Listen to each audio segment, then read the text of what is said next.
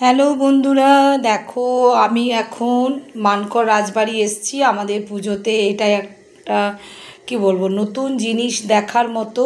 এবং আমাদের প্ল্যানিংই ছিল যে আমরা রাজবাড়ি, যে কোনো একটা রাজবাড়ি আমরা যাব, প্রতি বছরই যেয়ে থাকি। তো তোমাদের শুভ বিজয়া, সকলেই ভালো থাকো, সুস্থ থাকো। দিদি আবার ভিডিও নিয়ে তোমাদের কাছে চলে এসছে। তবে দিদি আজকে কিছু কোনো বলছে না, আজকে তোমাদেরকে দেখাচ্ছে। তো তোমরা দেখতে থাকো রাজবাড়িটা। এটা হচ্ছে মানকর রাজবাড়ি, বিশ্বাস বাড়ি।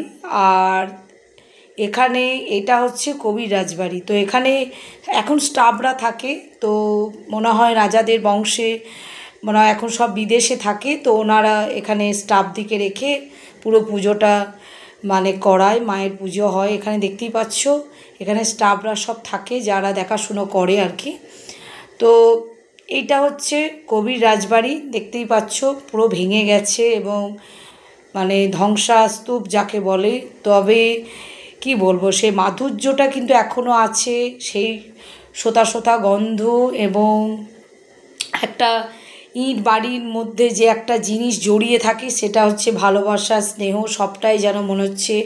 আর প্রাকৃতিটাও আছে, ভীষণ ভালো লাগছে। আমরা এখানে এসেছি, তো আমি আমার মেয়ে জামাই নাতি সবাইকে নিয়ে, আমার ফ্যামিলিকে নিয়ে আমি ঘুরতে এসেছি। আমার হাজব্যান্ডও আছে। তো এখানে এটা হচ্ছে কবির রাজবাড়ি, এখানে মা দুর্গার। এবং মন্দিরটাও দেখো কত বড়, কিন্তু সবই ভেঙে গেছে।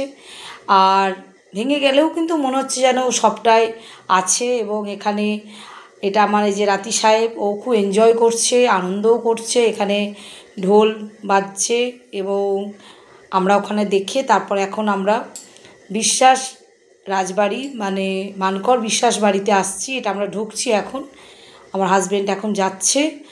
আর এখানটাও খুবই সুন্দর, এখানটা আর একটু বেশি উন্নত, কারণ এখানে একটু রং টং করেছে এবং দেখতেও খুব ভালো লাগছে। এখন আমরা ঢুকছি রাজবাড়িতে, তোমরা দেখতে থাকো। আর আমার ভিডিওগুলো প্লিজ তোমরা দেখো, জানি না কেমন লাগছে। আজ কিন্তু অন্য ভিডিও নিয়ে আমি চলে এসেছি। আজ কিন্তু দিদি কিছু বলছে না, বলার ভিডিও আমি আবার তোমাদেরকে দেব।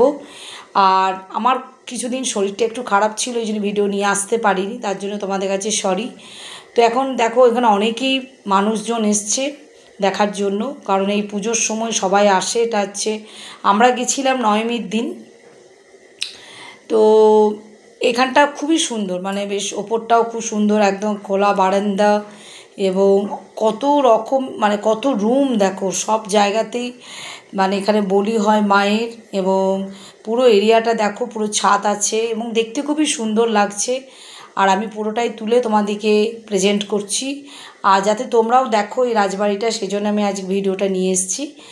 তবে আমাদের একটু রাত হয়ে গেছিলো ঘুরতে, কারণ অনেকটা অনেকটা টাইম লেগে গেছিলো, কারণ আমরা ফার্স্ট টাইম যাচ্ছি, এই জন্যে ঠিক জায়গাটা বুঝতে পারিনি, এই জন্য একটু ঘুরতেও হয়েছিল আমাদেরকে গাড়ি নিয়ে। তো যাই হোক, শেষমেশ মায়ের কাছে এখন পৌঁছে গেছি এবং যাচ্ছি, তোমাদেরকে মাকেও দেখাচ্ছি। অনেক পুরনো বছরের মা দুর্গা, এবং কি বলবো, অনেক কিছু জমিদারি বলো বা রাজবাড়ি সব কিছু জড়িয়ে আছে এখানে।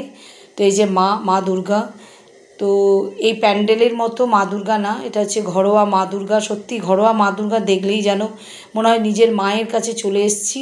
একদম স্নেহ নিয়ে মা যেন কোল পেতে বসে আছে আমাদেরকে কোলে নেবে বলে, এবং মনে হচ্ছে না আগলে ধরতে আসছে। মানে সত্যি খুব মনোরম জায়গা, এবং মাকে দেখে তো আরও বেশি আমাদের ভালো লেগেছিল। আর এখানটা আরেকটা, এটাও কবির রাজবাড়ি। তবে এখানে খুব পিছল আছে বলে আমাকে একটু আস্তে আস্তে নামতে হচ্ছে, কারণ বৃষ্টি পড়ছিল একটু, এই কারণে সিঁড়িগুলো পিছল হয়ে গেছে। আসলে লোকজন তো থাকে না, এই কারণে মানে পুজোর সময় ওরা আসে এবং পরিষ্কার টরিষ্কার করে, তারপর ওরা পুজো টুজো করে আবার সব চলে যায়। আর মনে হয় স্টাফরা হয়তো থাকে, তাও জানি না স্টাফরা পুজোর সময়তেই আসে কি না, সেটা অবশ্য খবর নিয়েছিলাম আমরা। তো এখানে অনেক কিছু ভেঙে ভেঙে পড়ছে, এই কারণে ওরাও বলল যে আপনারা একটু বারান্দাটা সাবধানে যাওয়া আসা করবেন, কারণ ওখানে অনেকগুলো ভাঙা চাং একটু ছেড়ে পড়ছিল ওপর থেকে, সেই জন্য আমরা ওখানটা বেশি যাইনি। আর এখানে হচ্ছে নারায়ণ, এখানে নারায়ণ থাকেন। তো নারায়ণের মন্দির এটা, এখানে নারায়ণ আছেন। তোমাদের নারায়ণকেও দেখাবো, উনি সিংহাসনে বসে আছেন, শাল্যগ্রাম। তো সত্যি এইগুলো দেখার মতো মানে কি বলবো, মজা বা আনন্দ যে কী সেটা আপনাদেরকে বলে বোঝাতে পারবো না। কারণ আমি মানে জমিদার ঘরের মেয়ে বলেই না কি জানি না, আমার রক্তটাও আছে কি না, কারণ সত্যি আমার খুব ভালো লাগে। এখানে দেখো গ্রামের লোকরা ঢোল বাজাচ্ছে, হ্যাঁ, তারপর বাচ্চা ছেলে মানে কাসর বাজাচ্ছে, সত্যি মানে খুবই সুন্দর লাগছে দেখতে। এবং এখানে মায়ের বরণ হচ্ছে। তো এরপর আমরা এগুলো দেখছি, এনজয় করছি ভীষণ। আর এখানে একটা বাচ্চা মেয়ে, ওনাদেরই হবে ফ্যামিলি। তবে আমরা যেটুকু দেখলাম আমাদের সত্যি খুব ভালো লেগেছে।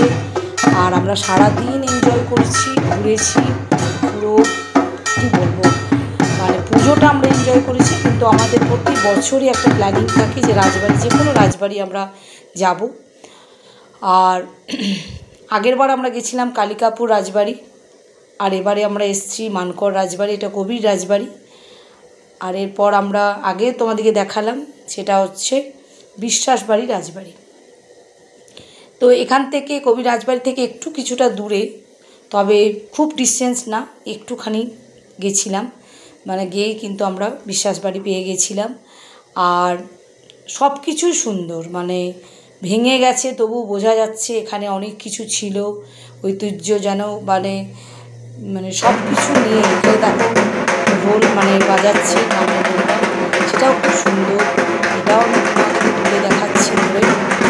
আর খুব সুন্দর বাজাচ্ছে, আমি অনেকক্ষণ ধরে শুনলাম, তবে আমার খুব ভালো লেগেছে।